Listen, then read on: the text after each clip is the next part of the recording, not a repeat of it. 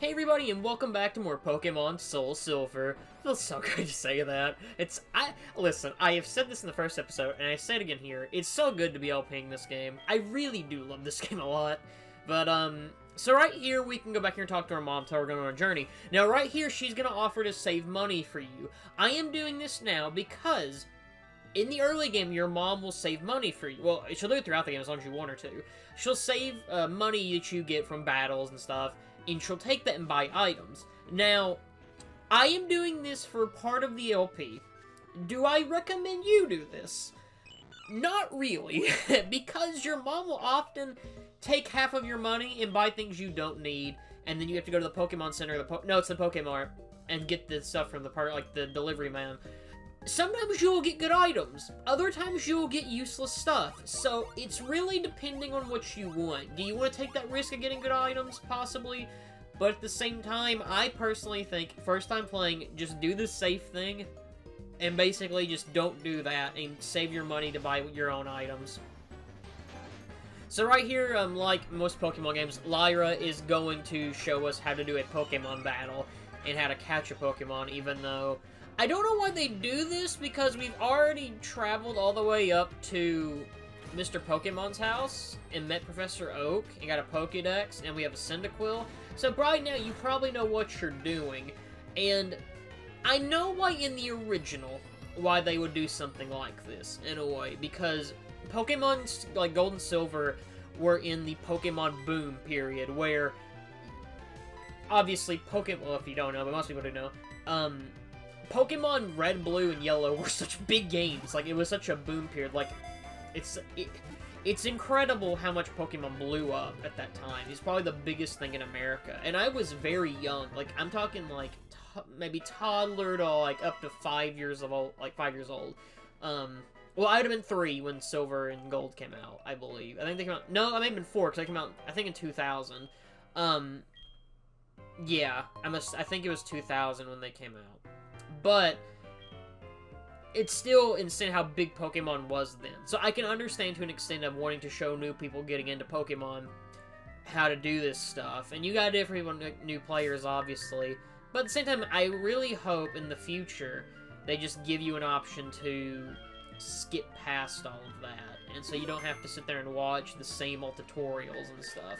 Because going into something like Sun and Moon, the tutorials in those games are very long, and especially when you play Ultra Sun and Moon, where you're doing the same thing over and over again, because they're basically the same game until really the ending. It gets really boring, let's put it that way, but yeah. So here we have a Pidgey. Pidgey's I almost said a bird type. I mean, technically it is. Bird type was originally a type in the original games until they just decided, you know, let's make it flying, because not every flying type's gonna be a bird. But, Pidgey's actually a pretty decent flying type. I actually recommend it more than Hoot Hoot. It's mostly because I just have more, nostalgia, probably, than with the Pidgey family over the Hoot family. But I also really just like Pidgeot. I think Pidgeot's really fast, and it's just it attacks pretty well. And I actually used the Pidgeot in my Let's Play of Fire Red, if you're interested in watching that. That LP is aged, but I still think it's one of my better, LPs I've done. It's really funny, going off topic, rewatching old parts of that, and noticing how much my voice has changed since then, but that's here and there. But this is a Sentret. So Sentret is basically the... I keep saying basically. Sentret is the Rattata of the Johto region. It's a normal type, not very good, but it's very cute. But I don't recommend using a Sentret. It evolves into Furret, which is like really cute, like, is it a Weasel Pokemon? I think so. Dumbass! You dumbass! Very cute. I like the design, but I can't recommend using these guys. I think Sentret's actually meant to be like a flying squirrel. I've always got that vibe, kind of like how like Emolga is. At least the sprite of it makes it look like a flying squirrel. It's probably a Tanuki in all honesty because of the tail, but it looks like a flying squirrel because it looks like it's like reaching its arms out like how flying squirrels do. That is your... I know that applies nothing to the game at all, but still, I wanted to bring that up. This time about the encounter rate being high in these games. They're constantly going off 24/7. It's very funny. But yeah. See what I mean? You're gonna see throughout this game, like, and there's a cut there. So I didn't bring this up, and that actually was not a cut. I had to think. What that is, so a really cool thing about Gold and Silver they introduced was the day and night cycle. And basically, throughout the day, if you're playing during the daytime, the game is going to be during daytime, but if you're playing at nighttime, it's going to be like nighttime during the game. This would actually come in handy or not come in handy, but it would be a big factor for certain Pokemon. So some Pokemon in this game, and later generations as well, I'm talking Gold and Silver, and I guess Heart Gold, because it's a later generation too, but some Pokemon will evolve at some Pokemon will evolve during the day, and some will evolve at nighttime.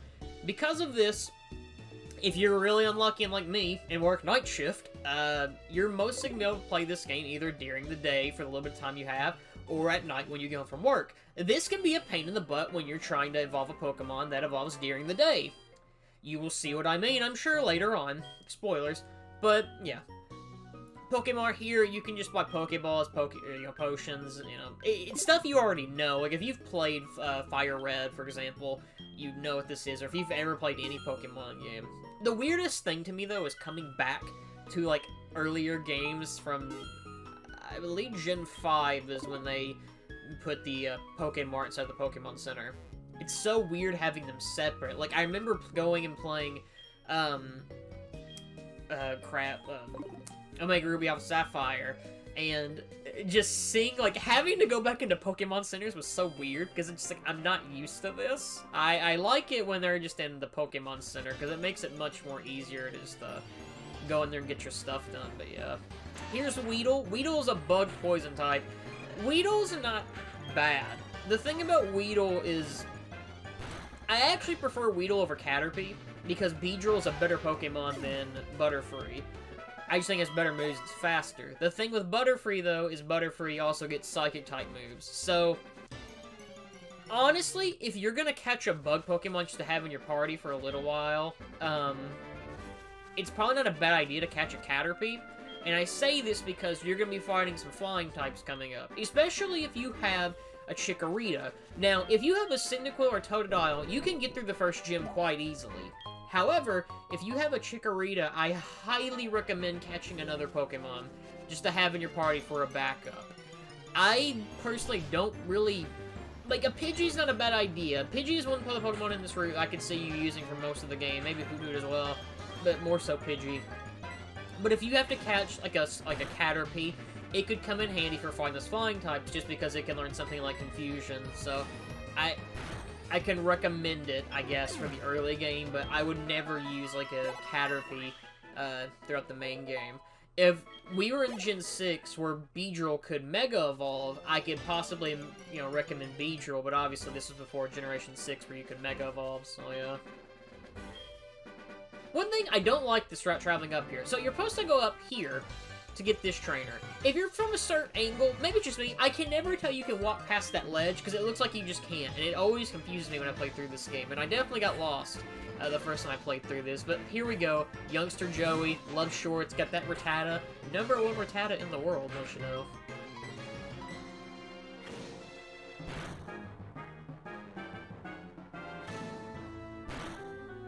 And I never brought it up, but last episode I covered New Bark Town and I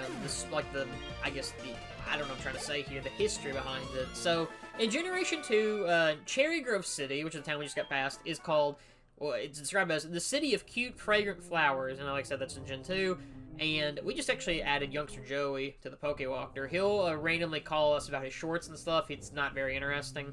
But, in Generation 4, it's called the City of Fragrant Flowers. So, between Gen 2 and 4, I guess in the remake, the flowers are fragrant, but no longer cute, so, yeah. And he's just gonna get another Pidgey, so I guess I'll cover the, what Cherry Grove City is based off of.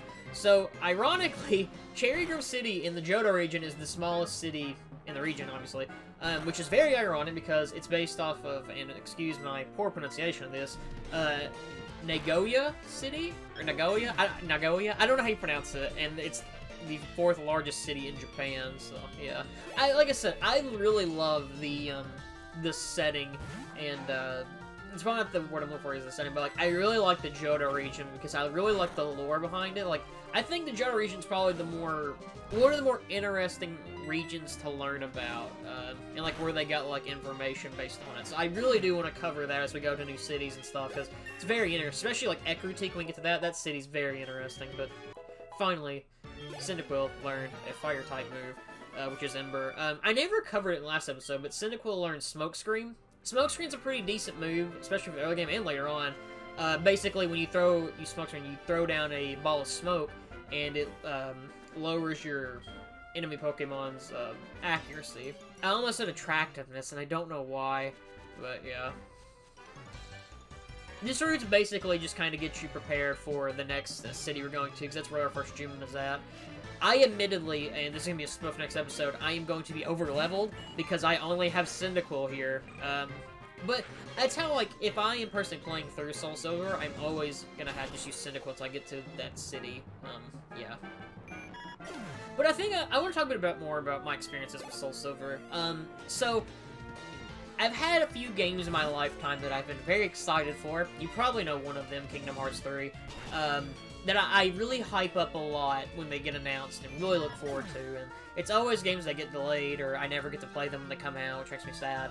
But, some other experiences like I said, Kingdom Hearts 3, Smash Bros. Brawl, Final Fantasy 7 Remake, stuff like that. But, I throw Pokemon SoulSilver into that because Pokemon SoulSilver, like I said, was, well, it's my favorite Pokemon game ever, but Silver was one of my first games of all time, and I loved Silver growing up. I've never played Crystal. It's one of the things I eventually want to get into and play one day. But I remember when this game got announced, it was right, like, really when I was first, like, really getting into Pokemon. I played Pokemon Silver, or, sorry, I played Pokemon Diamond, was very hyped for it. I bought Platinum and loved it. Played a lot of Gen 4, and then this game got announced, and I was very, very excited. So, I obviously, had my mom, because I was too young to have a job. It was 2010, I would have been about 14, asked her to pre-order Pokemon SoulSilver for me from Gamestop. This was my first mistake I made. Never pre-order games from Gamestop, is what I'm about to tell you kids. So, I pre-ordered the game from Gamestop. The game came out. I didn't get it for an entire month after it came out. GameStop, I'm pretty sure, lost my copy, or they just waited forever to send it to me. I'm talking a whole month! How do you do that? Like, this is why I don't like GameStop. One, because they rip you off for your own games that you sell them, and they're terrible about getting games to you on time when you pre-order them. So, basically I pre-ordered it, I had to wait a month to get it. Finally, one day from school, or one day I come home from school off the bus, and Pokemon SoulSilver is there. And I'm so happy. It's probably one of the greatest days of my life. It's kind of sad. Not really. But, I was so excited, and I remember I just marathoned through the game and loved it. And it still held up, and a lot of the memories I had from playing Silver also held up. And this game just, like, Pokemon in general means a lot to me, and even though now I still like this series, I'm not as big of a fan as I was. For example, when this game came out, and when, like, Diamond and Pearl came out, and Platinum and Black and White, you know, that's definitely the height of my, Pokemon fandom, I guess. I still like the series, but definitely, like, Generation 8 definitely has... I like the games, but I don't love them, and I haven't had a Pokemon game I've loved since Black and White 2.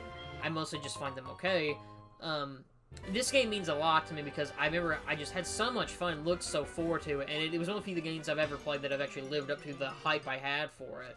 Like, very rare, because I really don't like hyping games up, because I feel like they never can live up to the hype, but this game did, and I love it, and I remember just sinking so much time into it. And I'm gonna tell more stories if you think these are interesting. I know I'm rambling later on, but I love it. And she gave us the verse recorder. It can just record Pokemon battles. It's one of those things like I've never used verse recorder. It's one of those things I feel like you use when you're playing competitive with people, if you want to like upload battles and stuff, but it's one of those things I just never used, and yeah. I'm going to talk about more in the next episode. The next episode's going to be it's actually not a long episode, but we're going to cover a lot. We're going to cover a dungeon we have to go through, and we're going to have our first gym battle. It's going to be a very exciting part. So, yeah. Hope you enjoy me for the next episode. I'm tongue-tied. Hope you liked this episode. I'm really liking how this LP's going. It's random, but I love this game. So yeah. See you guys next time for more Pokemon Soul Silver.